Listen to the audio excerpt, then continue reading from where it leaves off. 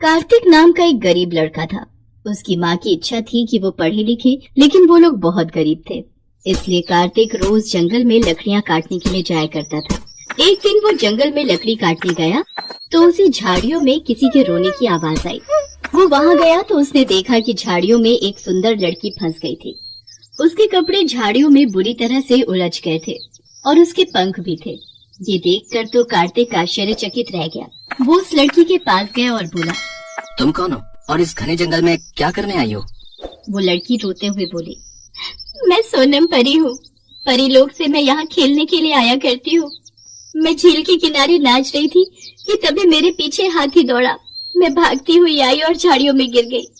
देखो, मेरे पंख घायल हो गए हैं। अब मैं यहाँ से कैसे जा पाऊंगी? ऐसा कहकर वो रोने लगी। कार्तिक ने उसे बड़ी सावधानी से निकाला। उसके पंखों से खून रिसने लगा था। कार्तिक ने वहीं पास के सरोवर से पानी लेकर उन्हें धोया और कहा, अभी तुम्हारे पंख घायल हैं, तुम अपने लोक को नहीं जा पाओगी।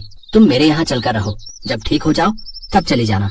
लेकिन वहाँ मेरे पंखों को देखकर सब सवाल करेंगे। मैं ऐसा करती हूँ, मैं साधारण लड़की का भेष बना लेती हूँ। ठीक है। कार्तिक सोनम परी को अपने घर ले आया। उसने अपनी माँ ममता को कहा, माँ, ये बेसहारा लड़की है, इसे घर में शरण दे दो। ये चौका बर्तन करती रहेगी, खाना बना दिया करेगी और घर का सारा काम कर दिया करेगी। उसके बदले में तुम इसे खाना दे दिया करना बस। हालांकि कार्तिक के घर में इतनी गरीबी थी कि किसी के लिए भी गुंजाइश नहीं थी, लेकिन वो लोग बहुत दयालु थे, इसलिए उन्होंने सोनम को भी अपने घर में जगह दे दी। वहाँ उन्होंने सोनम परी की दवा शुरू कर दी।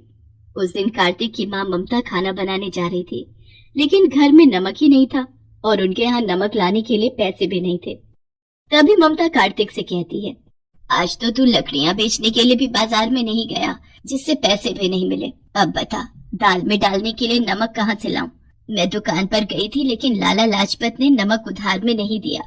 ये सुनकर सोनम चुपचाप कमरे में गई और वहाँ उसने मन ही मन में मंत्र पढ़ना शुरू कर दिया। बड़े आश्चर्य की बात है, उसके हाथ में एक नमक की थैली आ गई। सोनम नमक लेकर ममता के पास गई और बोली, माँ जी, आपने देखा नहीं था ठीक से। अभी मैंने देखा तो नमक की थैली तो अंदर ही रखी हुई थी। ये देखकर ममता खुश हो गई। उसने सोचा हो सकता है वो पहले ही ले आई हो और उसे याद न रहा हो। सोनम बोली, अब आप रहने दो, खाना मैं ही बनाया करूंगी। उस दिन वो दाल में नमक डाला गया और सोनम ने ही खाना बनाया। उस खाने में सबको ऐसा स्वाद आया कि दाल कम पड़ गई। ऐसा स्वाद तो पहले कभी नहीं आया था। ये तो नमक का स्वाद है, नमक का, और सोनम के हाथ की करामात है। दूसरे दिन कार्तिक लकड़ियाँ काटने के लिए जाने लगा तो सोनम ने उसे कहा, देखो, अब जब मैं यहाँ रह रही हूँ, तुमने मेरी मदद की थी ना, तो मेरा भी फर्ज बनता है कि मैं तुम्हारी कुछ मदद करूँ। जाओ, दुकान से कुछ आलू ले आओ और मैं समोसे बनाती हूँ। तुम गांव में सबको बताकर आना, हमारे यहाँ समोसे की दुकान शुरू हो गई है। ये बात सुनकर कार्तिक खुश हो गया। वो तुरंत ही दुकान से आलू ले आया।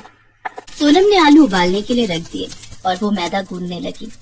उसने आलू में वही नमक डाला और मसाले डाले, फिर उसने समोसे बनाए।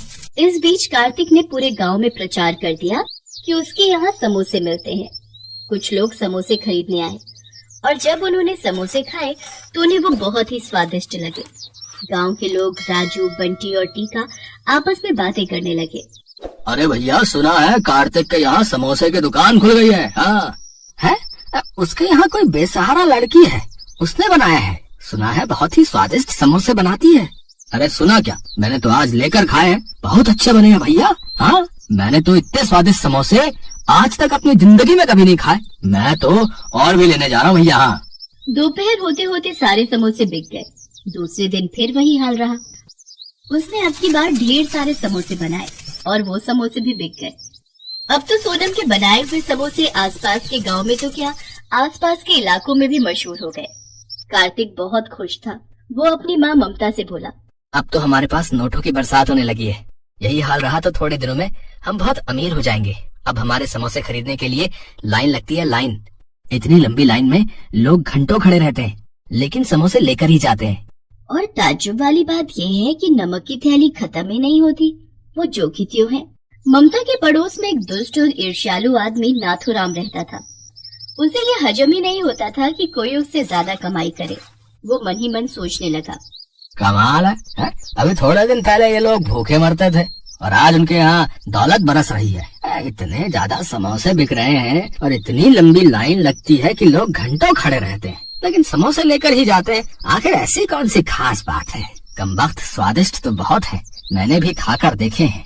वो कार्तिक के घर के पास गया और चुपके से जाकर देखने लगा। उसने देखा कि सोनम ने ज्यादा कुछ नहीं मिलाया था, वो नमक आलू में डाला था। नाथुराम ने सोचा, ओह, इसका मतलब इस नमक की रहमत है। मैं इस नमक को ही चुरा लेता हूँ। इसको अगर चुरा करके ले जाऊं और इस नमक को डालकर समोसे बनाने लगूं, तो मेरे भी समोसे मशहूर हो जाएंगे, तो मैं भी माला माल हो जाऊंगा। हाँ, ये ठीक रहेगा। ये सोचकर वो अपने घर चला गया। आधी रात को वो उठा और कार्तिक के घर पहुंचा। वहाँ तो सब गहरी नींद में सो रहे थे। वो नमक की थैली को चुरा कर ले आया। उसे पता भी नहीं चला कि सोनम खटर पटर से जग गई थी और उसने नमक चोरी करते हुए उसे देख लिया था। वो मन ही मन मुस्कुराकर बोली, बच्चे, चुरा कर ले जाओ, तुझे क्या पता ये जादुई नमक है, दुष्ट लोगों के यहाँ काम नहीं करता। ऐसा कहकर उसने आगे हाथ फैलाया तो उसके हाथ में दूसरी नमक की थैली आ गई। दूसरे दिन सवेरे नाथुराम ने पूरे गांव में कह डाला, कार्तिक के समोसों की तरह मेरे यहाँ पर भी स्वादिष्ट समोसे मिला करेंगे। आप लोग मेरे यहाँ खरीद कर खाना है। सब लोग नाथुराम के यहाँ समोसे लेने के लिए गए। नाथुराम कढ़ाई में तल तल कर गरम समोसे निकाल रहा था और बहुत खुश था। उसके समोसे जैसे ही कुछ लोगों ने चखे, उन्होंने थूकना शुरू कर दिया। अरे थू थू थू थू थू थू, इतने सड़े आलू इसमें पड़े हैं और इनका स्वाद इतना खराब है। थू थू थू थू थू, हमारे पैसे बर्बाद हो गए भैया। अरे इसने हमें ठग लिया है।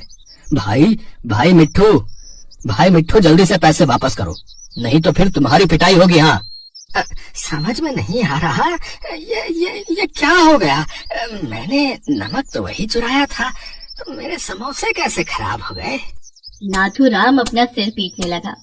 लालच के मारे एक आलू की बोरी भी खरीद कर ले आया था। सारे लोग भाग भाग कर कार्तिक के यहाँ पहुँच गए। वहाँ लाइन लगाकर खड़े हो गए। वहाँ गर्मा गर्म समोसे निकाले जा रहे थे और सब लोग खरीद कर खा रहे थे। सोनम परी के घाव अब ठीक हो गए थे। उसने घर में सबको समोसे बनाना सिखा दिया था। अब सोनम परी को अपने परीलोक में जाना था। उसने अपने पंखों को सीधा किया और सबसे विदा लेकर अपने देश के लिए उड़ गई। कार्तिक ने उसे भीगी आंखों से विदाई दी।